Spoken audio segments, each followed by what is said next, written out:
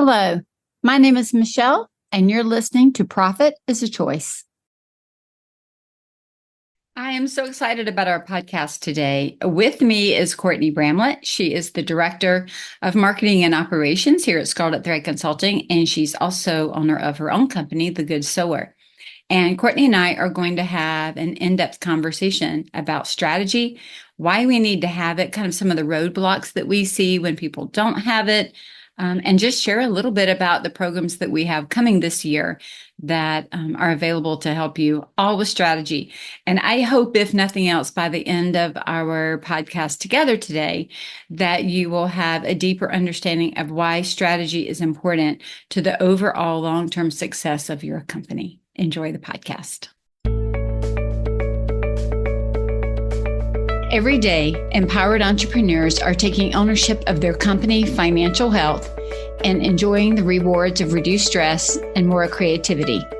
With my background as a financial software developer, owner of multiple businesses in the interior design industry, educator, and speaker, I coach women in the interior design industry to increase their profits, regain ownership of their bottom line, and to have fun again in their business. Welcome to Profit is a Choice.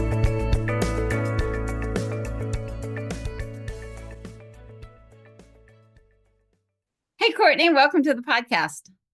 Hey, Michelle, how are you? I'm great. I am so excited to chat all things strategy with you today.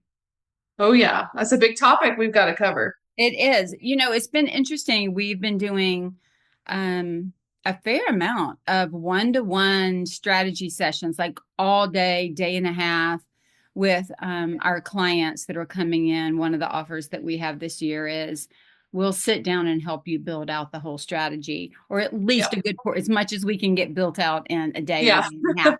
But I'm talking like super focused. And it has been, I know I've been like just giddy at the end of the day, or even as things are coming up and you're right there with me, working right alongside of us, trying to get it all done.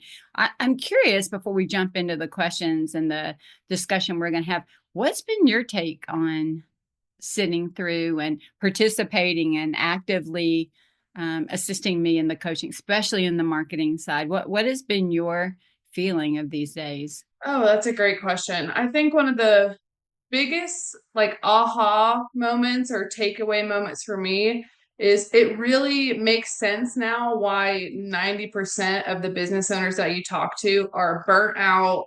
They have fallen out of love with their business because they're doing the same things over and over and over again, and they don't feel like they're achieving anything. And a lot of it is because maybe they've set these big goals. You know, one of our clients we just did a strategy day with, she was like, well, I just thought this was just goal setting. I thought my strategy was just setting some goals down. And then all of a sudden in 12 months, they wonder why they haven't been able to hit these goals. And it's just a repetitive year after year, the same monotonous process, and that can burn you out quick. And the true strategy is much, much deeper and more granular than that. And when it's understood and done well, then your day-to-day becomes easy. When seeing these business owners transform from big high-level goal setting to then actually having a yearly, 6-month, quarterly, weekly, daily list of action items to get them there, it's like a light bulb for them. Yeah, it's so true. I think about it in terms of like working out. I don't wake up one day and say, oh my gosh, I'm going to have the body I had in my 20s, and poof, there it is. It's made, especially now that I'm on the menopause train, or past that menopause. But the thing is, it is an everyday, what am I eating? It's a decision of how am I working out? Am I getting in my cardio? Am I weightlifting? Or are my hormones playing in the sandbox together well? Like, in other words, am I drinking enough? All the things. It's like a full lifestyle. Am I doing all these things to then help me feel healthy and good, and hopefully to have a body closer to the 20s, but not really, but you know what I mean? Yeah.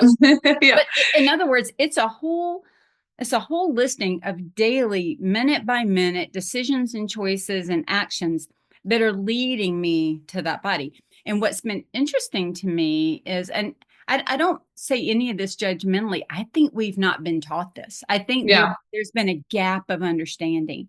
So, agreed. so many people are asking questions like, you know, they're looking at things in silos. Let me back up and say it that way. They're very much checking out their business in silos. Here's the marketing arm. Here's the financial arm. Here's the operations arm. Here's maybe the HR arm. Here's the client part.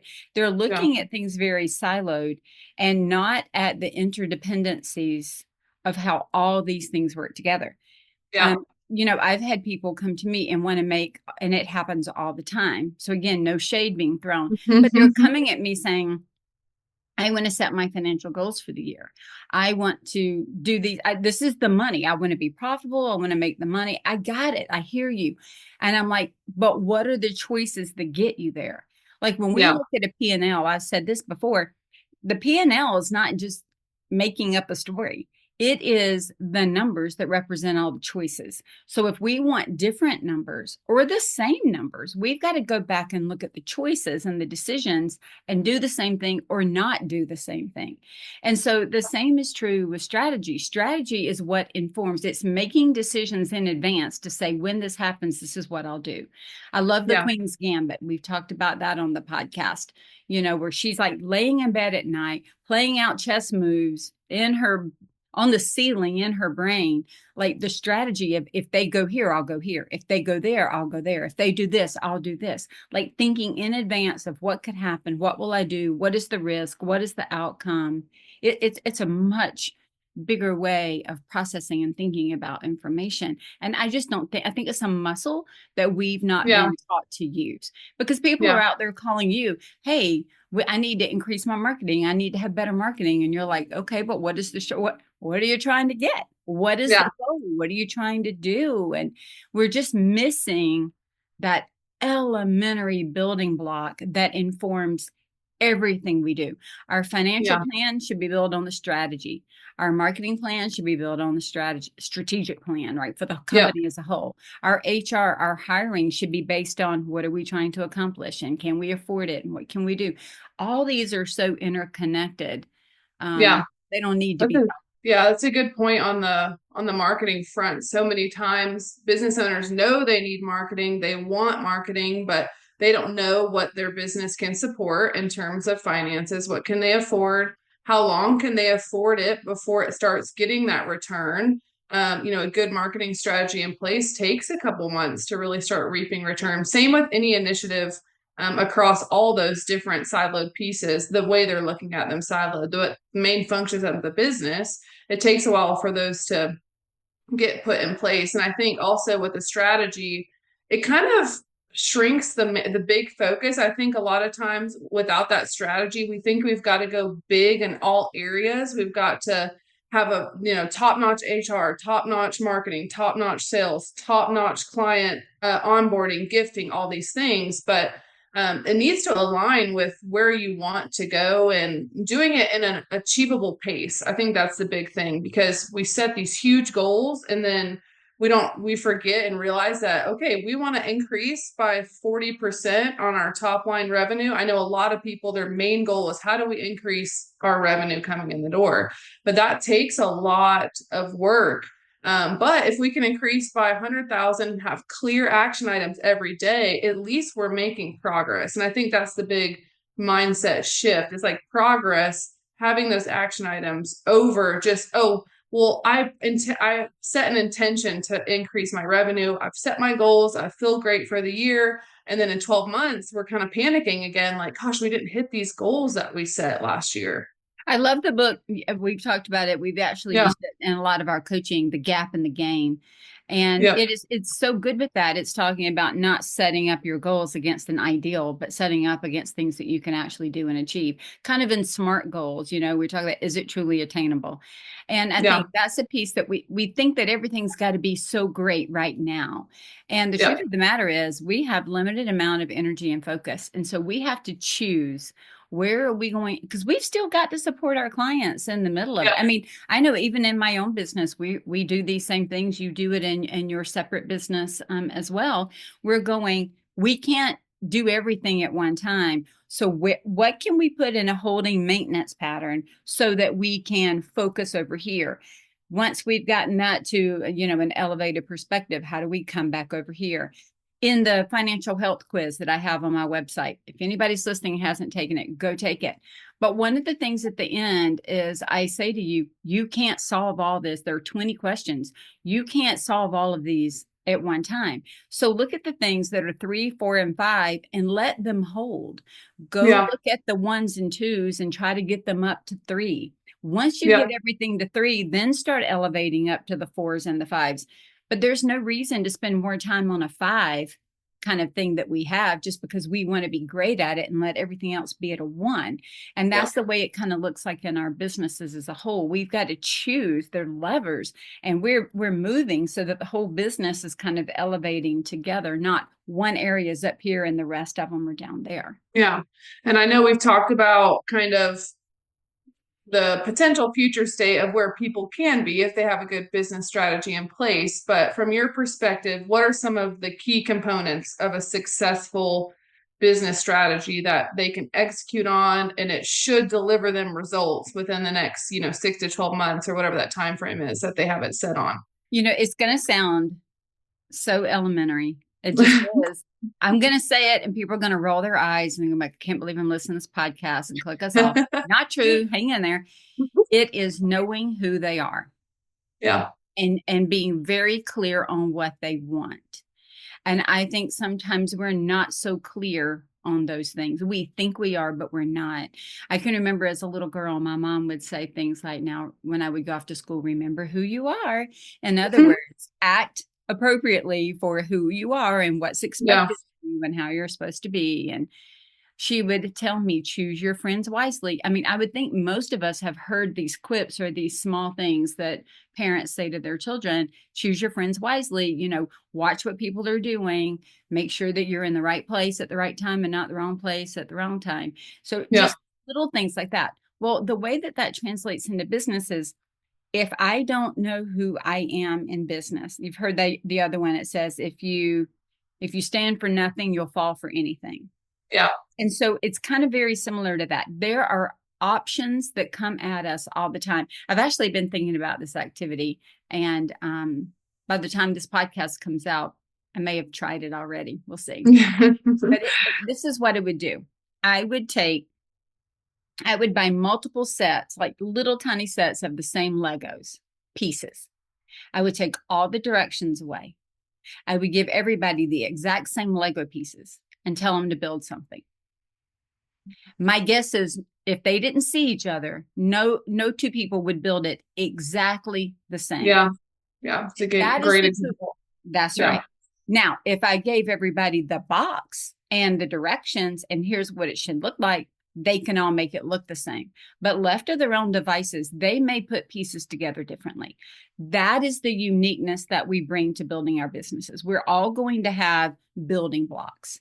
We may put them together very differently. So if you've got that visual in your head, the building blocks are, who are you? It's your why.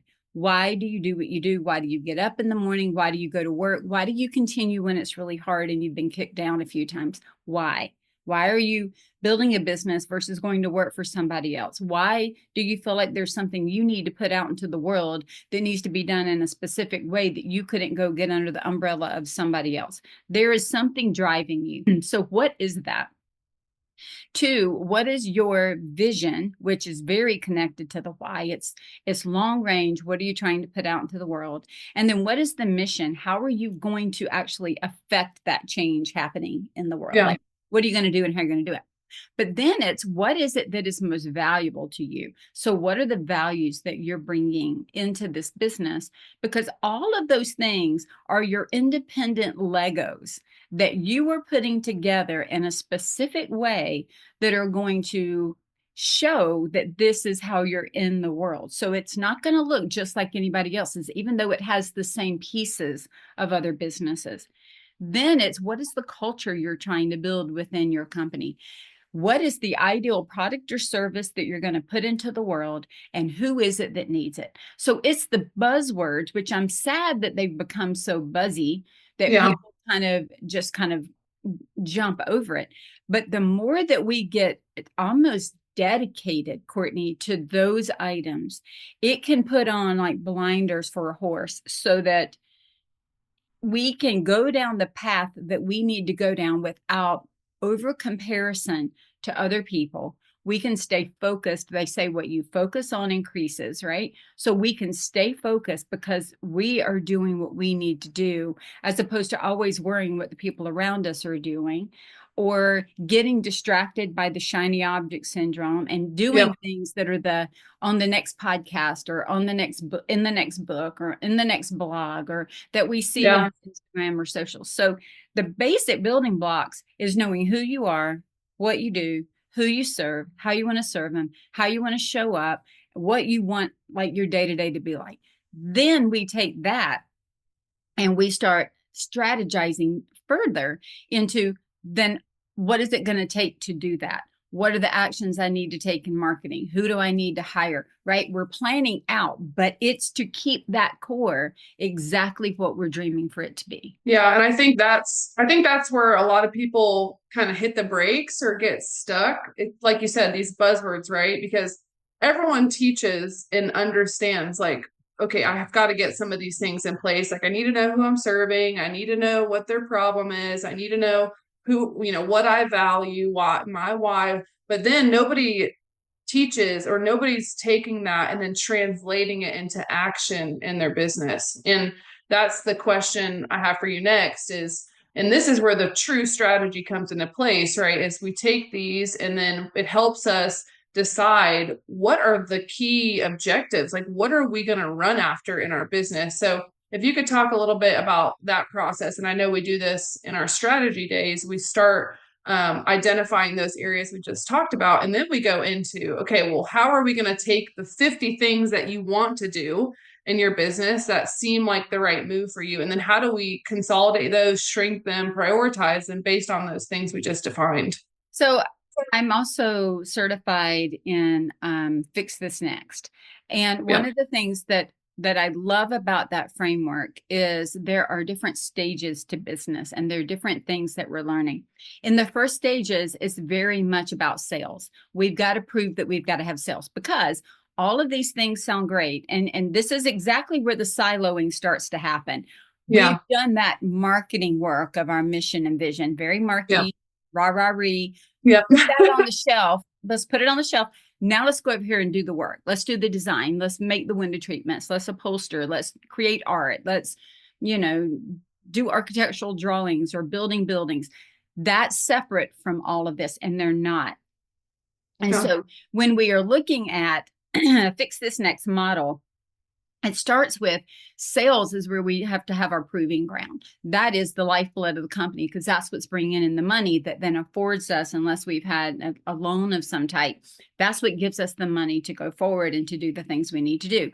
But if we're in that sales portion of the business, that part of the life cycle, we're going to be looking at how fast are we getting sales. So our strategy may be built on getting more sales, bringing sales in. It may be so focused there. If it is then we've moved up the chain, if you will, and we're now focused on profits, it's going to be all right. We've got sales. So maybe we can put that on maintenance and let's Yeah. look at profitability. Are we managing the money properly? Is it being spent properly? Are we budgeting properly? Are we doing the things we need to do so that we're using the money wisely? Then that might be where we focus. Let's say that we've got our sales on lockdown, we've got our profitability on lockdown. We're going to start looking at order. What is the order in the company? Do we have the processes, the SOPs? Do we have all the things set up so that this can be running a bit more efficiently? We're going to be looking at efficiencies at that point.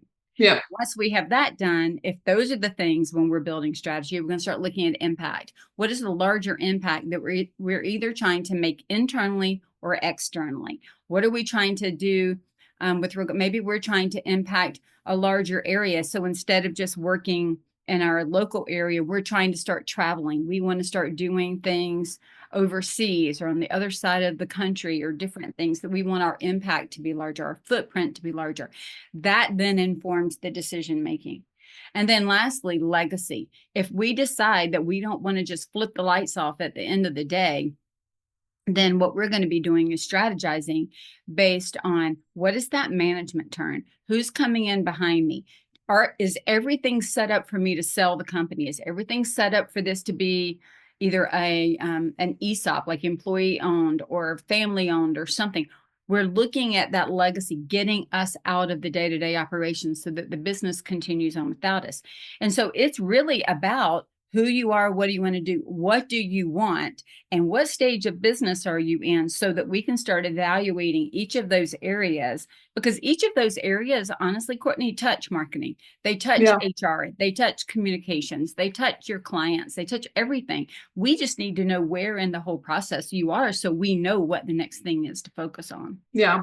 And then once, let's say they get an idea of where they want to focus, like how does the strategy then become more bite-sized so it's very clear to them? I know we talk about OKRs and KPIs.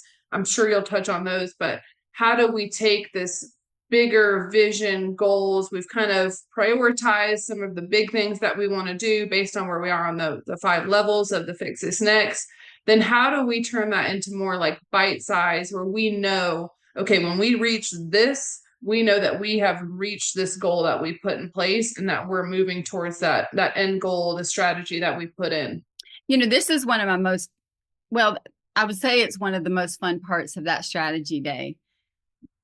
It's one of the second or third most fun parts, because I'm like trying to think of which piece I don't like, and I like it all so much because there's so many ahas all the way through, Yeah. right?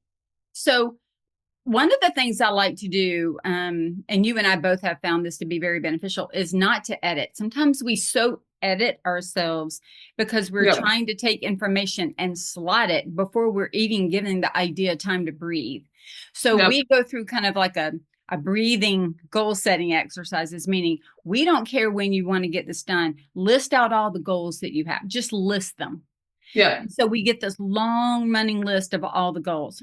We all know that they can't be done in 1 year, but if we're trying to slot things on where it needs to be done, it's going to shut down that free flow of thinking and idea generation, right? So we just Yeah. write it all down. A strategic plan is meant to be over multiple years in most cases. It certainly is going to be the most detailed in the year that you're working in. But I would say good 3 years out is probably 5 you can do. It gets fuzzier out there, but let's just say 3 for a minute. So we have them write every single goal down. And then we say, okay, so you want to have every bit of this accomplished at the end of year 3. Yes. Okay. Yeah.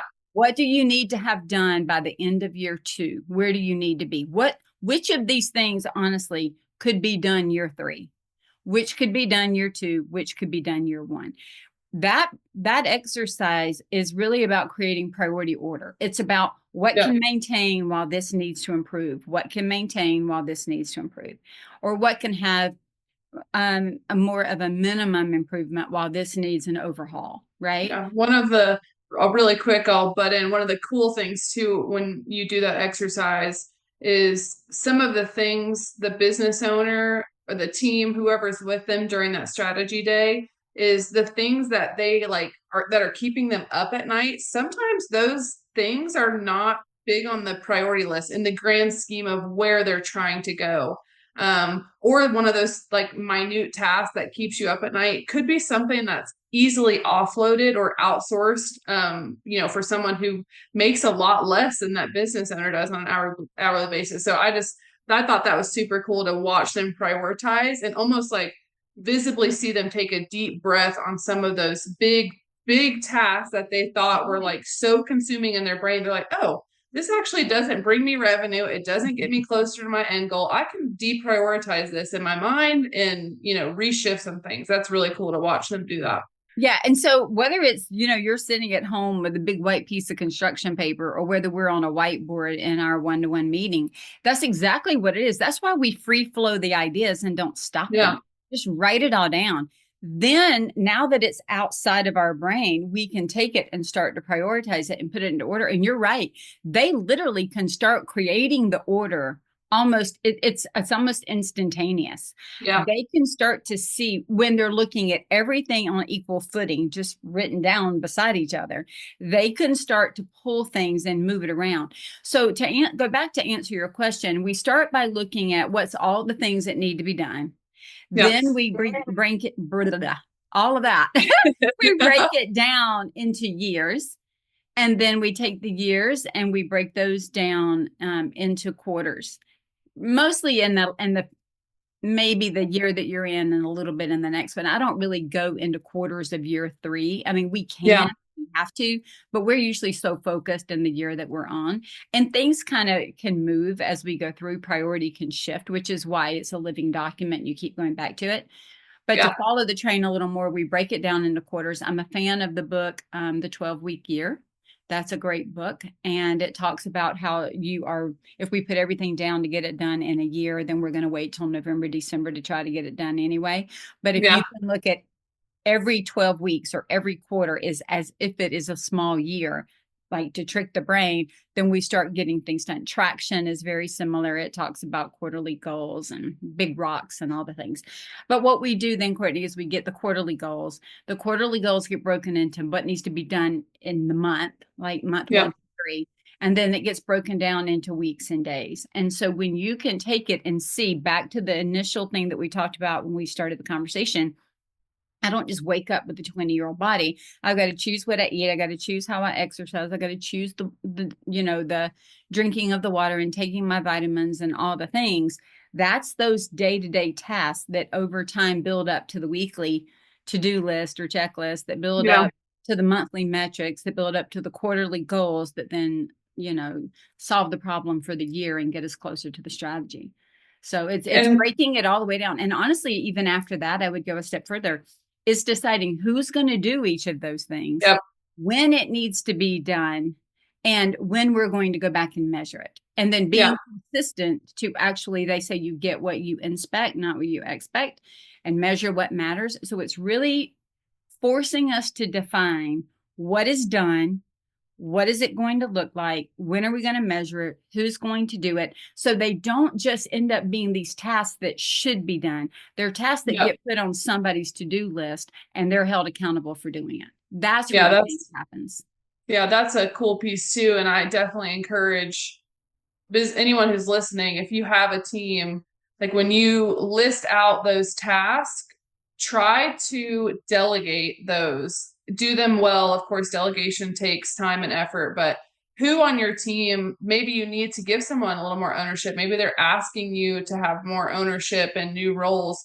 The smaller things that aren't so impactful, like start to delegate those and let other people own them. And then for your sake and your sanity, you're not just creating yourself a 50 item task list for the quarter. Try and delegate some of those items, and then you can really start to test who on your team can execute, and then maybe you delegate some more. But I thought that was a good piece on that too. You don't have to do all of those items Right. yourself. And then in a quarterly span, because I think this is another kind of misconception, everyone tries to shove everything in 1 quarter, then they hate themselves for not hitting it, and then they try, and it just gets into this shameful pattern. And How many like exhaustion, right? exhaustion? Yeah, I love when you said, is anyone raise your hand if you're tired of your business, feeling like a rock is tied to your foot and you're just dragging yourself to the bottom of the ocean. But in a quarter span, like how many would you say is a good guideline for those watching? Like how many goals, objectives should they be going after? Because I think it will be a lot smaller than they think. I would say I like to have, if we're talking like really big Yeah. objectives, not look, there's all kinds of day-to-day goals, that Yeah. we are trying to get done. But I mean, objectives where we're really trying to affect some level of change in the Yeah. organization. I I don't really like more than 3. I mean, I Yeah. could do 4 if they're on the smaller side. Yeah. Some could go up to 5 or 6 if they're really just small bite size, but I'm going to say 2 to 3 is enough per Yeah, I quarter. think so If, too. if Yeah. they really have multiple action steps and multiple action items and multiple people involved, and like, for example, if we were to use one objective of building a new website, I would not throw that in a quarter where I was doing a lot of other really big things. It's Yeah. too much. There's so Yeah. much that needs to be done with that. Yeah. So that would be one objective, and I might put one more with it, because the thing we need to remember is we've got to do the day-to-day work in the Yeah. middle of these strategic planning, and strategic is literally trying to do something more or different than just the day-to-day operations. We don't need to Yeah. set goals to just keep doing the same old thing every day. We're Yeah. setting goals and strategies so that we can do something different than what we've always been doing. Yeah. And then for the business owners out there, because I know we hear this a lot, is like I get pushed in all different directions. I show up one day thinking I'm going to do, these 5 tasks, and then I get hit with 5 different fires. And I know we talk about this a lot with the business strategy. Like, this isn't just your strategy, your task list, what you're working on. Like, this is your framework for decision making. That's So, right. how do you what would you say to business owners like that have done this strategy work and then they're getting hit with fires? Like, what could be something that's not correlating for them to kind of alleviate the fires but still stay on the path that they've set for themselves? Yeah. You know what's been interesting is I would say that there are two words that over my 25 years of working for myself, there are two words that I see a lot of people run from. And I think, again, it goes back to education. They run from the word strategy and they run from the word budget. Yeah. And they run from those because they think they lock them down. And what Yeah. I would say is they actually free you up. Because what a strategy is and what a budget is are decisions that you're making in advance. So a strategy is a decision or a set of decisions that you're making in advance that says, think of it as plotting your GPS points. It's saying, when we go on our cross country trip, this is the route we're going to take. We're going to drive it. And this is the route we're taking from the East Coast to the West Coast, right? Here's the timeline. Here's where we're going to go. Here's how we're going to get there. Well, you may go and follow that route, and it may all go great for a few days. And on day 3, you may find that there's a road closure and you can't go that way, right? That's one of those Yeah. things that comes in. Well, the goal is still to get to the West Coast. That didn't shift or change. So now you're looking for the next best way to get there, to work around the roadblocks, to work around where you have to go and how long the road is out or whatever you have to do to still get to the end result. Well, that's what the strategy does. It's Yeah. saying, this is still where we want to go. A fire has shown up, something's happening, this is going on. Look, nobody's standing there saying you're a failure if you don't reach it on December 31st and you reach it on January 2nd. That's not what this is about. This is guidelines. They're not meant Yeah. to be punitive if we don't hit them. Now, certainly there may be consequences to not hitting certain goals at certain times. But Yeah. this is all just meant to give us a set of decisions so that we can act on the day-to-day within that set of decisions. Because if I know that there is a strategic initiative that absolutely 100%, bar none, needs to be done today, I can look at that in relationship to any fire that's also shown up and make a judgment call. Yeah. The challenge is when we don't recognize those things and we don't even know what we're making a priority without having all the information to create priority order. Same thing Yeah. happens with the budget. We're making a decision in advance that this is the financial plan that will align with our strategic plan so that when the money comes in, we know where it's going to go. Now, Yeah. it doesn't mean that another opportunity might not show up for us to spend money, like maybe you blew out the tires on your car or something and you need the van to be able to deliver your work, right? Something might still happen. We still are going to have to make a judgment call because it wasn't necessarily in the budget. But we can set a framework to ask ourselves questions so that we can then make the decision that would best fit in the framework for where we are. Yeah. That's great. And I think too, like another angle to look at it is those small little like initiatives and wants that our team wants, we want, that we can really ask ourselves, like, okay, does this align with my 3 objective goals for the quarter. If it doesn't, and maybe it doesn't mean that it's not important, but maybe it gets pushed into the next quarter.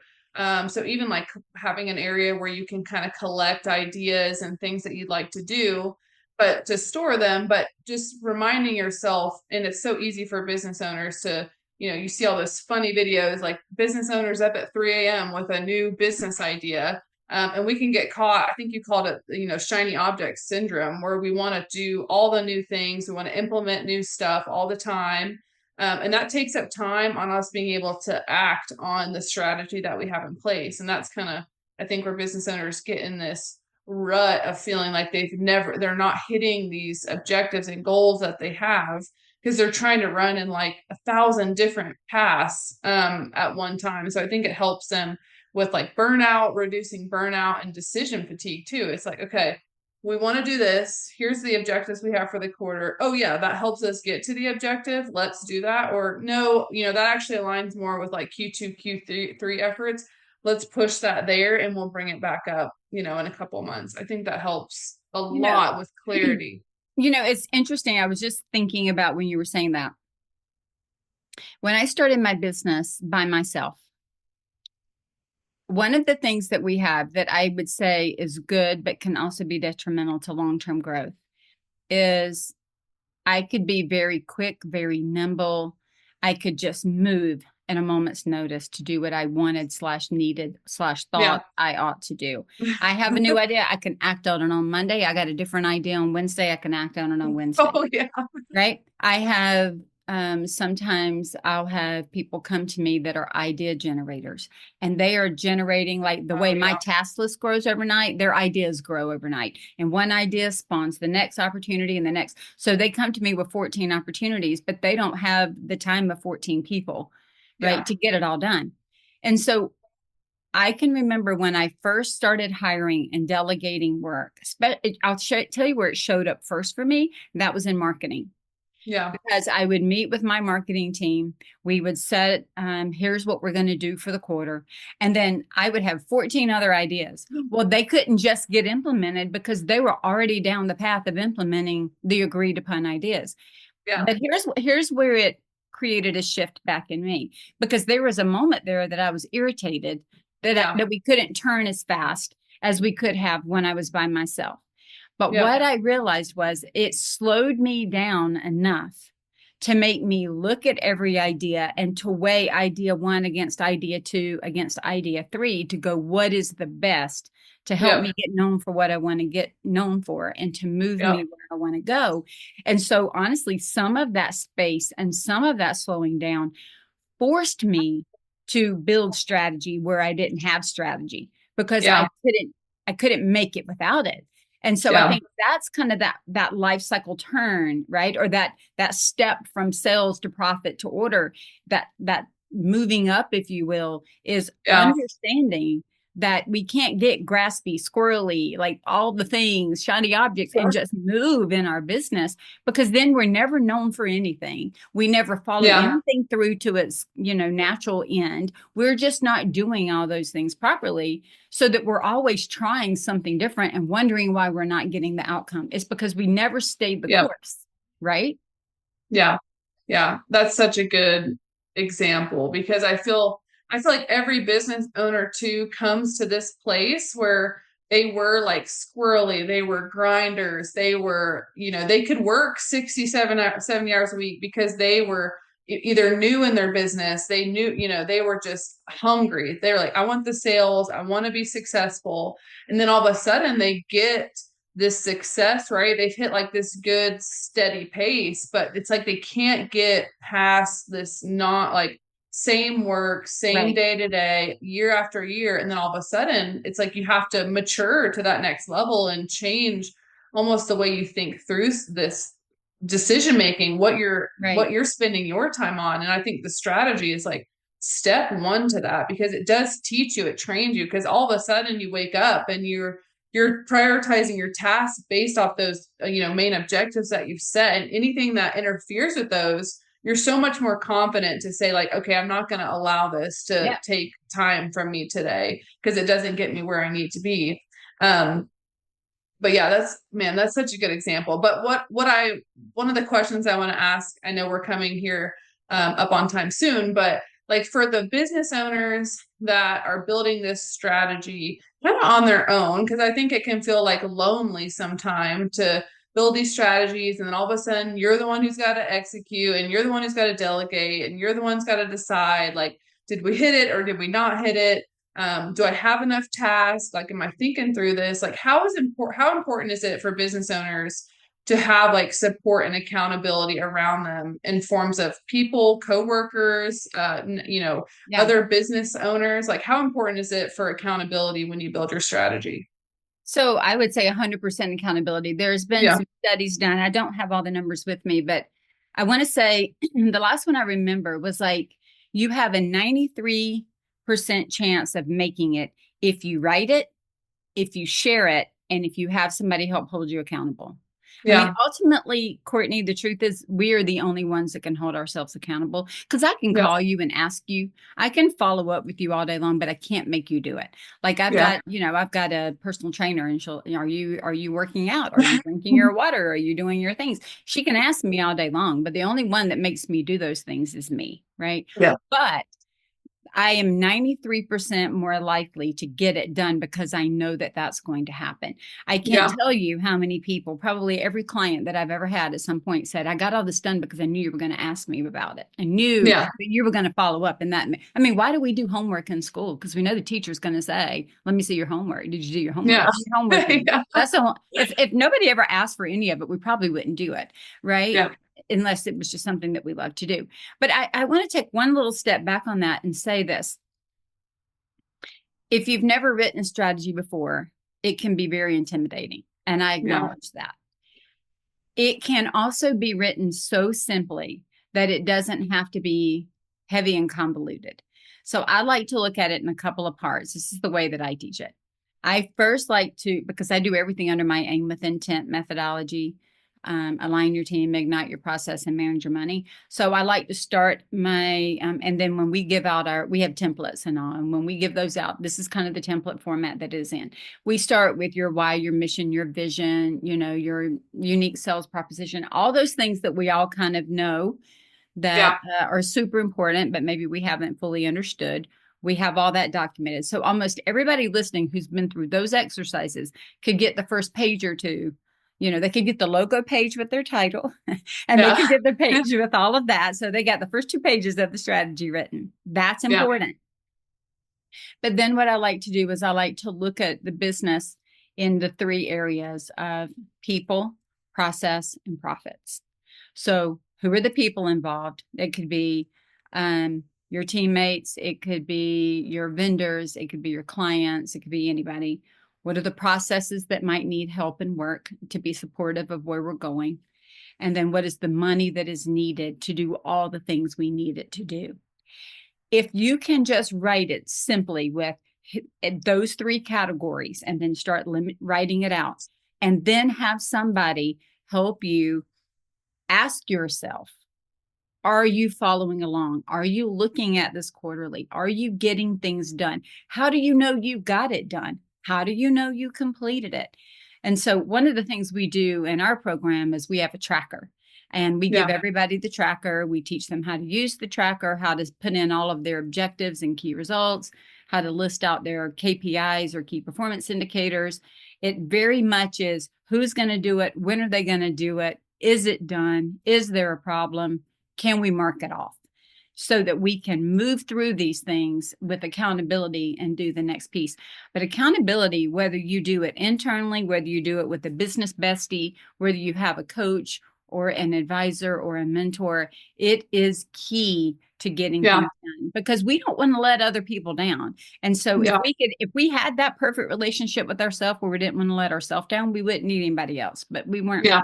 made that way. Yeah. Yeah. That's awesome. And I know from like the Scarlet Thread perspective, like how do we serve your clients with the most value and accountability built in? And we kind of started having this discussion, around July, Yeah. maybe June, July. I mean, hello, whoever's listening. We've been talking about some of the things we're putting in place in 2025. We started strategizing and action iteming them back in June. And a lot of them are coming and, releasing. So it's been fun to watch those go through. But back in June, July, we started to ask ourselves that question, like, how do we take what you do with your top, clients, the ones that you're working intimately with, in these in-person strategy days, monthly coaching calls, all the things.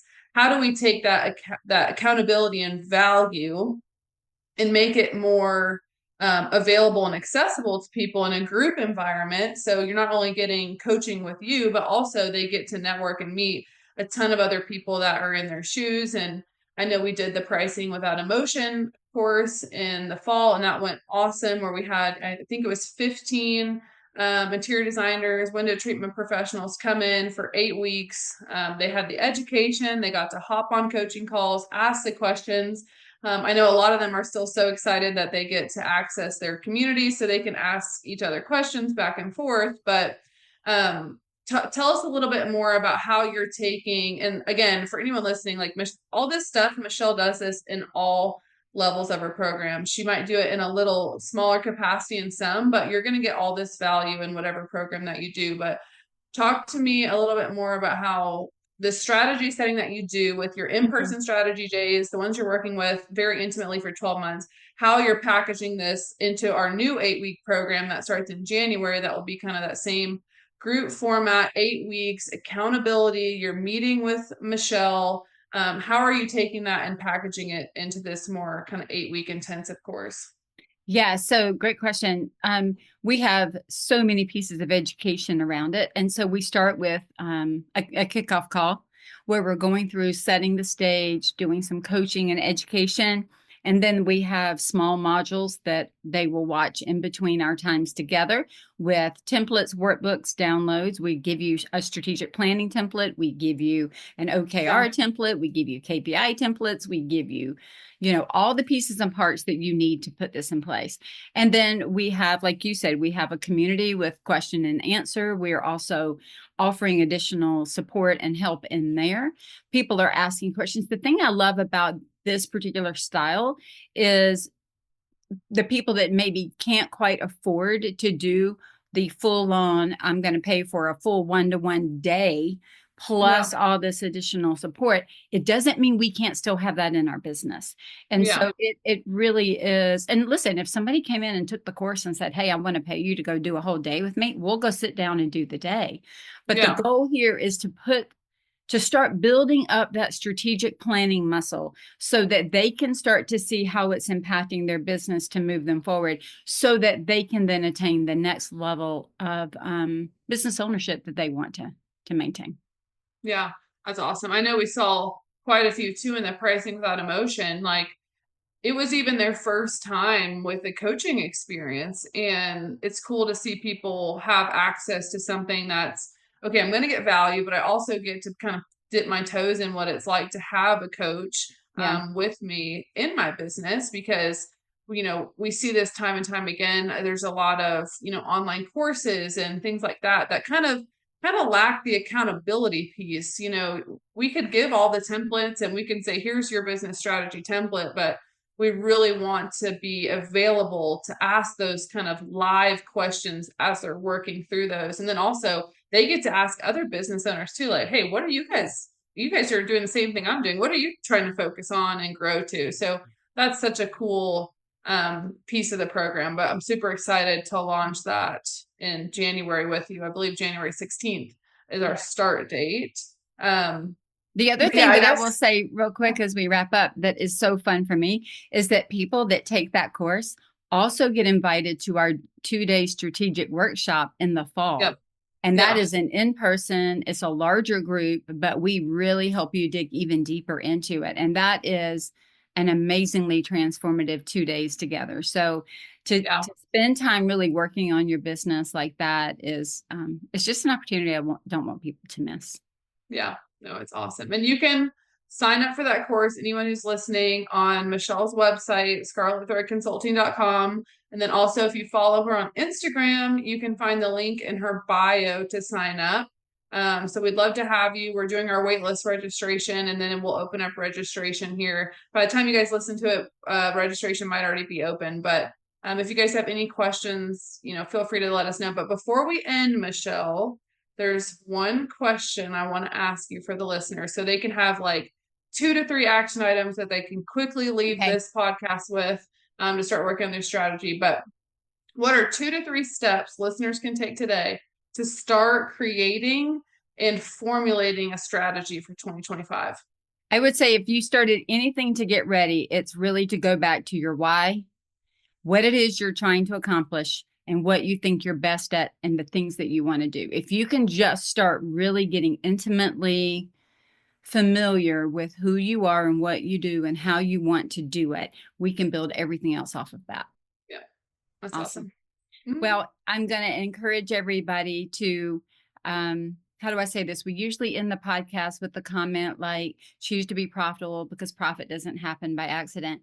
I'm going to say, choose to be strategic because strategy leads to profitability, and that doesn't happen by accident. Courtney, thank you so much for joining today. Yeah, thanks, Michelle, for having me. Have a good day. Bye. You too.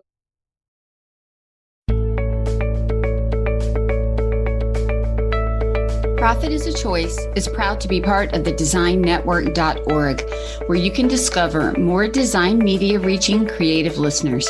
Thanks for listening, and stay creative and business minded.